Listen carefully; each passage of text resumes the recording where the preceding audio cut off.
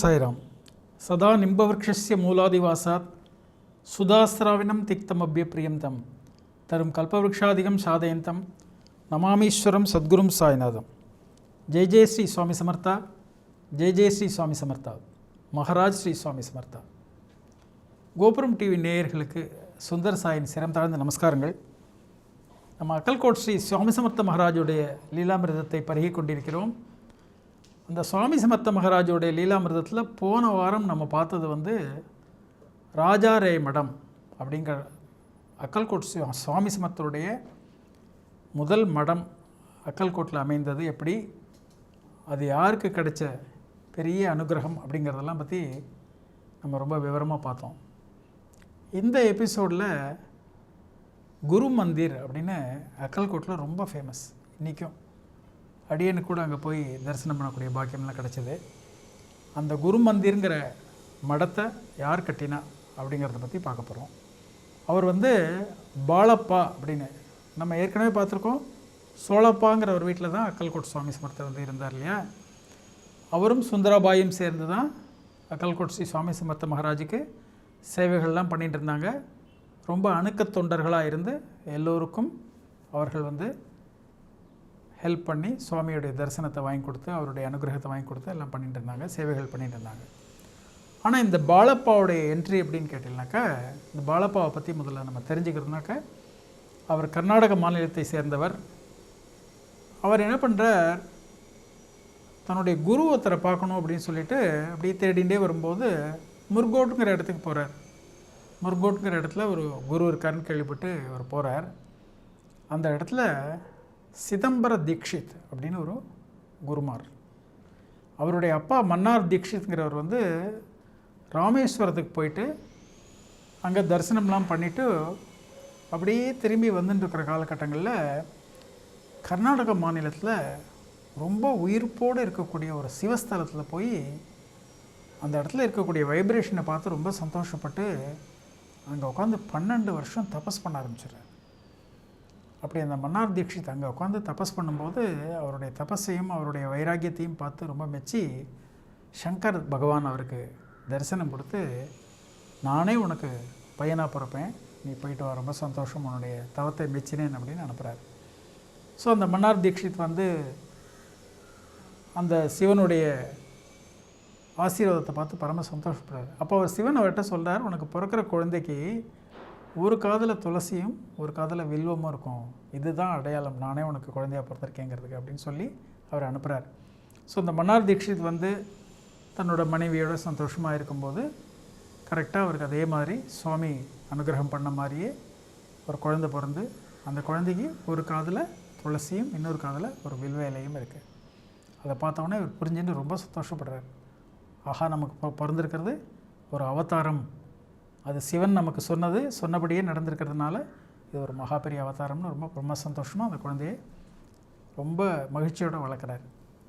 அந்த சிதம்பர தீக்ஷித் அவர் பெரிய மகான். பிறக்கும்போதே அவர் நிறைய பால்ய லீலைகள்லாம் பண்ணிட்டு இருப்பார். அதேமாதிரி அவர் நிறைய அனுகிரகம் பண்ணும்போது நம்ம ஏற்கனவே ஸ்ரீபாதருடைய இதில் பார்த்துருக்கோம், சரித்தாமிரதத்தில். ஸ்ரீபாதர் சரித்தாமிரதத்தில் படிச்சிருக்கிறவங்களுக்கெல்லாம் தெரியும் நிச்சயமாக. ஒரு இடத்துல ஹோமம் நடக்கும். அந்த ஹோமத்துக்கு வேண்டிய நெய் பத்தாது. ஹோமத்துக்காக வாங்கி வச்ச நெய்யை ஆக்சுவலாக அங்கே இருக்கிற அந்த இன்சார்ஜ் ஒருத்தர் திருடிடுவார். இந்த ஹோமத்துக்கு நெய் பத்தாது. ஸ்ரீபாதர் அங்கே குழந்தை மாதிரி வருவார். நெய்யெல்லாம் பத்தாதே, இனிமேல் என்ன பண்ணுறது, எங்கே போகிறது. அந்த காலத்தில் டக்குன்னுலாம் நெய்யெல்லாம் கிடைக்காது இப்போ இருக்கிற மாதிரி. ஹோமத்துக்கு வேண்டிய நெய் கிடைக்கலையேன்னொடனே ஸ்ரீபாதர் உடனே கூப்பிட்டு ஒருத்தருக்கு ஒரு மந்திரத்தை சொல்லி, நீ இதை சொல்லிகிட்டே போய் அங்கே கோதாவரி தாயார்கிட்ட கேளு, ஹோமத்துக்கு நெய் பத்தலை, ஸ்ரீபாதர் உங்கள்கிட்டேருந்து வாங்கிட்டு வர சொன்னார், இதை அப்படியே திருப்பி கொடுத்துட்றேன்னு சொன்னார்னு சொல்லி போய் இந்த மந்திரத்தை சொல்லிவிட்டு அந்த கோதாவரி தண்ணியை ரொப்பின்னு வாங்கணுன்னுவார். இவள் போய் அங்கே போயிட்டு அதே மாதிரி கோதாவரியில் சொல்லிவிட்டு கோதாவரி தண்ணீரை ரொப்பி கொண்டு இங்கே வச்சா ஹோமத்தில் விடும்போது அது நெய்யாக மாறிடும். அந்த ஹோமம் முடிஞ்ச உடனே அதே அளவு நெய்யை எடுத்து திரும்ப கோதாவரியில் கொண்டு போய் சேர்த்த உடனே தண்ணீராக மாறிடும். அது மாதிரி அவர் லீலை பண்ணுவார். அதே மாதிரி சிதம்பர தீட்சிதரும் அதே மாதிரி லீலைகள்லாம் பண்ணுவாராம். ஹோமத்துக்கு நெய் பத்தாதுங்கும்போது கங்கையிலேருந்து தீர்த்தத்தை கொண்டு வந்து அங்கே சேர்த்துட்டு திரும்ப கொண்டு போய் அதை சேர்க்கும்போது அது தண்ணீராக மாறிடுமா. அதே மாதிரி அவர் என்ன பண்ணுறார், ஒரு பேஷ்வா அவர் வந்து இவரை பார்க்கணுன்னு சொல்லிட்டு உத்தரவு கேட்குறார்.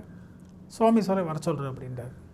அப்போ அவர்கிட்ட சொல்லும்போது அங்கே இருக்கிற பிராமணர்கள்லாம் சரி ராஜா வரப்போகிறார், பேஷ்வா வரப்போகிறாருன்னொடனே ஓடி வந்து சிதம்பர தீட்சிதர்கிட்ட சொல்லி எங்களுக்கெல்லாம் சம்பளம் கொடுக்காம பிடிச்சி வச்சுருக்காங்க ராஜா, நீங்கள் வந்து கொஞ்சம் சொல்லி அவர்கிட்ட சொல்லி எங்களுடைய சம்பளத்தெல்லாம் கொடுக்க சொல்லணும் அப்படின்னோடனே இந்த மெசேஜ் அவர் காதில் போய் விழுந்துருது ராஜா கிட்ட. இந்த மாதிரி பிராமணர்கள்லாம் ஒன்று சேர்ந்து இந்த மாதிரி ஒரு கோரிக்கையை இவர் வைக்க போகிறார். ஏன்னா சிதம்பர தீட்சித்ங்கிறவர் எவ்வளோ பெரிய மகான், அவர் அந்த கோரிக்கையை கொடுக்கும்போது இவரால் நிறைவேற்றாமல் இருக்க முடியாது. அதனால் இவர் என்ன பண்ணுறார், உடனே பதிலுக்கு ராஜா வந்து பேஷ்வா இவருக்கு அனுப்புகிறார், சிதம்பர தீட்சித்துக்கு ஒரு மெசேஜ் அனுப்புகிறார்.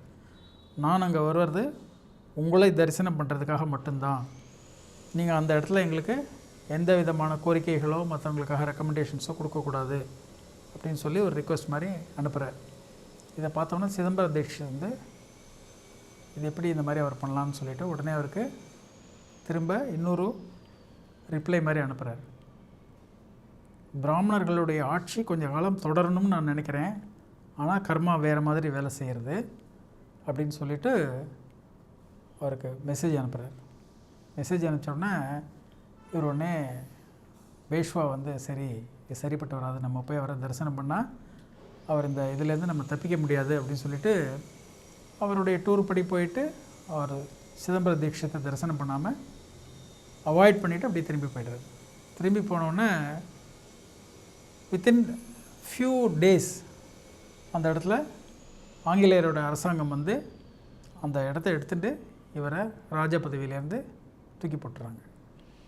எப்போ இவர் வந்து ஒரு அட்வான்ஸாக ஒரு சமிக்ஞையை கொடுத்த கூட நம்ம ஏற்கனவே பார்த்துருக்கோம், நிறைய பேர் இந்த மாதிரி தெய்வத்து மேலே பரிபூர்ண நம்பிக்கை வைக்காமல், மகான்கள் மேலே பரிபூர்ண நம்பிக்கை வைக்காமல் அவங்க கொடுக்கக்கூடிய சமிக்ஞைகளை மிஸ் பண்ணிவிட்டு அதோடைய கர்ம பலன்களை இவன் அனுபவித்து தான் ஆகணும்.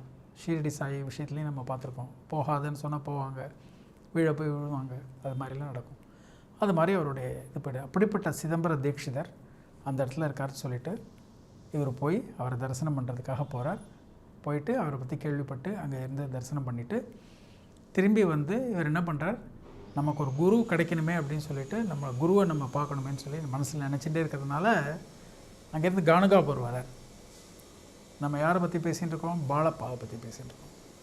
அந்த பாலப்பா கானகாபூரில் வந்து 3 மாதங்கள் அங்கே இருந்து நரசிம்ம சரஸ்வதிக்கு பூஜைகள் எல்லாம் பண்ணிட்டு தனக்கு குரு கிடைக்கணுமேனு யோசிச்சுட்டு இருக்கும்போது அவருக்கு கனவில் அக்கல்கோட் போ அப்படின்னு சொல்லிட்டு அவருக்கு உத்தரவு வருது.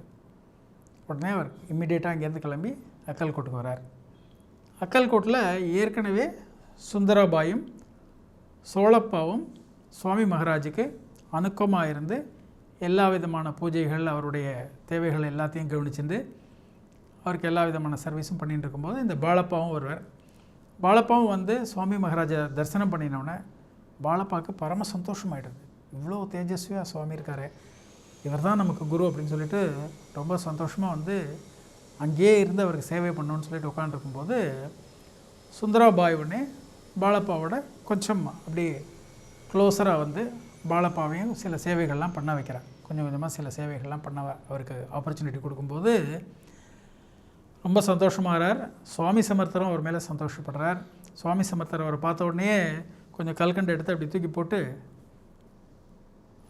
அவர் எடுத்துக்கிறாரா அப்படின்னு பார்க்குறார். ஆனால் இவர் எடுத்துக்கல. இவர் வந்து சுவாமிகிட்டேருந்து ஏதாவது பிரசாதம் கிடைக்கணும் நமக்கு அப்படின்னு எதிர்பார்த்துட்டே இருக்கார். ஒரு பிரசாதமும் அவர் கொடுக்கல சுவாமி. அந்த சுந்தராபாய் என்ன பண்ணுறா, கொஞ்சம் கொஞ்சமாக இவரை அவருடைய சேவைகளில் ஈடுபடுத்துறத பார்த்தோன்னே சோழப்பாவுக்கு கொஞ்சம் ஒரு பொறாமை வந்துடுது. சோழப்பா எப்படியாவது இந்த பாலப்பாவை இங்கேருந்து துரத்தி விட்டுறணும், ஏன்னா கொஞ்சம் கொஞ்சமாக அவருக்கு இம்பார்ட்டன்ஸ் கிடைக்கிறது, அவர் இன்னும் சுவாமிகிட்ட நெருங்குறார் அப்படின்னு சொல்லி அவர் ஏதோ பிளான் பண்ணி ஒரு நாள் சுவாமிகிட்ட வந்து, சுவாமி பாலப்பாவுடைய ஃபேமிலியை வந்து அவருக்காக வெயிட் பண்ணிட்டுருக்கா, அவருடைய குலதெய்வங்கள் பூஜைகள்லாம் மிஸ் ஆகிட்டுருக்கு, அதனால் நீங்கள் அவர் வீட்டுக்கு போகிறதுக்கு அனுமதிக்கணும் அப்படின்னு சொல்லி சொல்கிறார். இது சொன்னோடனே சுவாமி சிரிச்சுட்டு, இல்லையே அவருடைய ஃபேமிலியெலாம் இங்கே தானே இருக்குது அப்படின்னு சொல்லிட்டார். உடனே இவரும் இன்னொருத்தருமா சேர்ந்து சோழப்பாவோடைய ஃப்ரெண்டுமா சேர்ந்து பாலப்பாவை ஊருக்கு அனுப்புகிறதா வேண்டாமான்னு சீட்டு போட்டு பார்க்கும்போது வேண்டாம்னு பதில் வந்துடுது. ஸோ சோழப்பா நினச்ச திட்டம் கேன்சல் ஆகிடுது சுவாமியுடைய அனுகிரகத்தினால.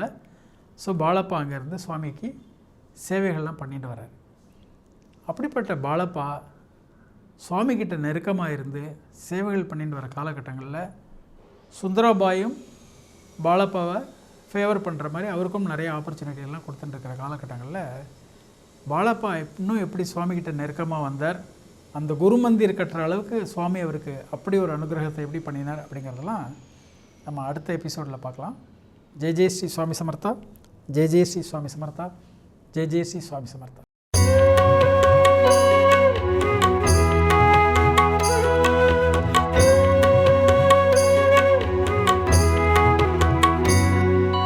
விதம் விதமான பக்தி நிகழ்ச்சிகளை உங்களுக்காக தந்து கொண்டிருக்கிறது உங்கள் கோபுரம் டிவி. உங்களுக்கு பிடித்த நிகழ்ச்சிகளை லைக் செய்யுங்கள், உங்களுக்கு பிடித்த மாணவர்களுக்கு ஷேர் செய்யுங்கள். மேலும் சப்ஸ்கிரைப் செய்வதோடு மட்டுமல்லாது அருகில் இருக்கும் பெல் பட்டனை கிளிக் செய்து கோபுரம் டிவி நிகழ்ச்சிகளை உடனுக்குடன் தெரிந்து கொள்ளுங்கள்.